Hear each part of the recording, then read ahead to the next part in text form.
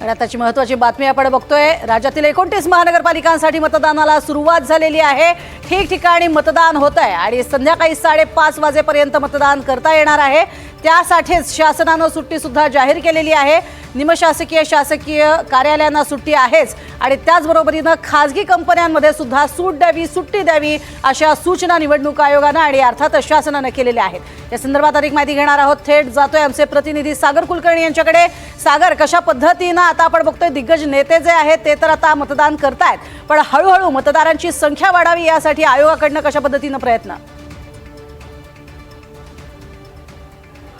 वास्तविकतेत आयोगाकडून वेगवेगळे मतदान केंद्रावर जे मतदार येतील त्यांच्यासाठी वेगवेगळ्या सेवा सुविधा तर ठेवल्याच आहेत, पण मुळात अनेकांची समस्या येते की जे इलेक्ट्रिकल स्वतःचं जे सर्चिंग करायचं आहे नाव त्या जे वेबसाईट्स आहेत त्या फारशा गतीने चालत नाही आहेत। अनेकांना स्लिप्स मिळालेल्या आहेत, पण अनेक जण इथे येत आहेत। आता मी दादरच्या एका मतदान केंद्रावर आहे। सकाळपासून मुंबईकरांनी ठरवलेलं आहे की मुंबईच्या विकासासाठी, मुंबईच्या सगळ्या गोष्टींसाठी मतदान करायचं आहे आणि मतदानाची टक्केवारी जे लास्ट टाईम आपणास माहीत आहे की मुंबईमध्ये जवळपास 54% मतदान झालं होतं, त्यापेक्षा अधिक मतदान यावेळेस होतं आहे का हे पाहणं गरजेचं आहे।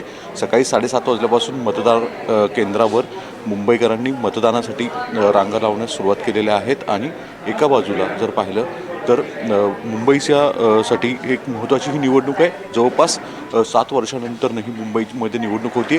आरोप प्रत्यारोप राजकीय नेत्यांचे भरपूर झालेले आहेत, पण मतदानासाठी मुंबईकर अधिक भरघोस प्रतिसाद देत आहेत अशी अपेक्षा आहे।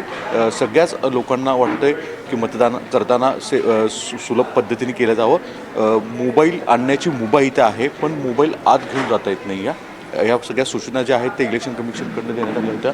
आत्ता जर पाहिलं तर इथे आवर्जून थांबलेले आहेत लोक आणि मतदानासाठी होत आहेत। काही यूथ इथं आहेत, त्यांना विचारून मुंबईच्या साठी मुंबईकर सर्वाधिक मतदान करतील अशी अपेक्षा आहे आज?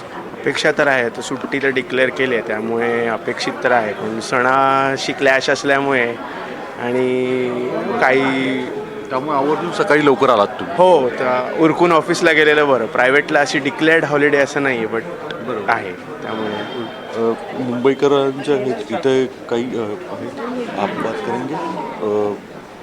मॅडम, सकाळीच मतदानाला आवर्जून आल्याचं दिसून येतं, सकाळ लवकर मतदानाला आलात? आम्हाला इकडे जायचं आहे, त्यामुळे लवकर आलो। मतदानासाठी इथे लोक आवर्जून सकाळी यायला सुरुवात झालेली। प्रज्ञा, मुंबईकर अधिक मतदान करतील मतदानाच्या माध्यमातून, मुंबईच्यासाठी जे विकासाची भूमिका आहे त्यांना मतदान करतील, भावनिक मुद्द्यांवर मतदान करतील। हे सगळं काही उद्या उकल होणार आहे, पण आजचा दिवस हा मतदारांचा आहे। मतदार जो सकाळपासून 7:30 वाजल्यापासून रांगेत मतदान करतोय, हा उत्साह कायम कंटिन्यू पुढे राहणं फार गरजेचं आहे आणि सायंकाळी 5:30 वाजेपर्यंत मुंबईत किती मतदान होतं हे देखील पाहणं गरजेचं राहणार आहे। नक्कीच, त्यामुळे गेल्या वेळेला झालेला 54% आकडेवारी जी आहे ती वाढवणं गरजेचं आहे आणि त्यासाठी एकीकडे प्रयत्न हे निवडणूक आयोगाकडनं सुद्धा केले जातात आणि अर्थातच तुम्हा आम्हाकडनं सुद्धा हे वारंवार आवाहन केलं जातंय की मुंबईकरांनो बाहेर पडा, आज मिळालेल्या सुट्टीचा फायदा घ्या आणि मतदानाचा हक्क बजावा। तुर्तास धन्यवाद या संपूर्ण माहितीसाठी सागर।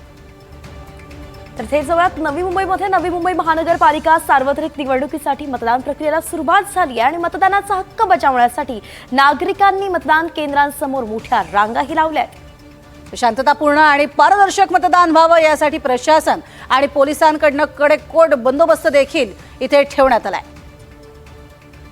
तर याचा आढावा घेतलाय आमचे प्रतिनिधी राहुल कांबळेंनी। थेट जाऊयात राहुल। सध्या आपण आहोत नवी मुंबईतील कोपरखैरणे या ठिकाणी। आपण पाहता या ठिकाणी जे आहे मतदार आहे आपला मतदानाचा हक्क बजावण्यासाठी या ठिकाणी लाईन लागली। 7:30 वाजता जे आहे मतदान सुरू होणार आहे आणि हेच रफानाईक विद्यालय आहे। या ठिकाणी मंत्री गणेश नाईक सुद्धा त्यांचं कुटुंब या ठिकाणी आपल्या मतदानाचा हक्क बजावण्यासाठी येणार आहे। आपण जर पाहिलं तर 111 जागांवरती ही लढत आहे आणि जवळपास 500 उमेदवार या ठिकाणी आहेत आणि 8.5 लाख मतदार जे आहेत नवी मुंबईमध्ये आज जो आहे आपल्या मतदानाचा हक्क बजावणार आहे। एकंदरीत जवळपास पाहिलं तर 8 या ठिकाणी मतमोजणी केंद्र आहेत आणि 1148 जे आहेत मतदान करण्यासाठी मतदानाचे बूथ या ठिकाणी करण्यात आलेले आहेत। एकूणच 7:30 ते 5:30 वेळामध्ये जो आहे मतदानाचा हक्क जो बजावला जाणार आहे। राहुल कांबळे, NDTV मराठी, नवी मुंबई। नवी मुंबईतनं आपण दृश्य बघतोय कशा पद्धतीनं लोक मतदानाचा हक्क बजावत आहेत आणि ठिकठिकाणी आपल्या प्रतिक्रिया सुद्धा देत आहेत. अगदी सकाळीच लोक मतदानासाठी आले. वगैरे होत आहेत तर आय होप रोड्स आणि हे सगळं चांगलं करतील. ज्यांना मी वोट केले ते जिंकतील आणि ते सगळं रेग्युलेशन चांगलं करतील आपलं म्हणजे सोसायटीचं. प्रामुख्याने वाहतुकीचा मोठा मुद्दा जो आहे तो मुसळ माझ्या पॉईंट ऑफ व्ह्यूनी तरी आता म्हणजे सोसायटीच्या पॉईंट ऑफ व्ह्यूनी अजून मोठी गोष्ट असतील, प्रॉब्लेम्स असतील, पण माझ्या पॉईंट ऑफ व्ह्यूनी तरी रोडसाठी चांगलं व्हायला पाहिजे. धन्यवाद ताई. त्यामुळे तरुणांनी देखील या ठिकाणी आपला सर्वात पहिले मतदानाचा हक्क जो आहे तो या नौपाडा विभागामध्ये असणाऱ्या मतदान केंद्रावरती बजावलेला आहे. आणि विशेषतः ठाण्यामध्ये वाहतुकीचा जो मुद्दा आहे तो कुठेतरी निवडणुकीमध्ये आपल्याला दिसून येत आहे आणि याच मुद्द्यावरती ठाणेकर कुठेतरी मतदान करताना आपल्याला दिसून येत आहे. पुढे गौरव नाईक, रिजवान शेख, NDTV मराठी, ठाणे.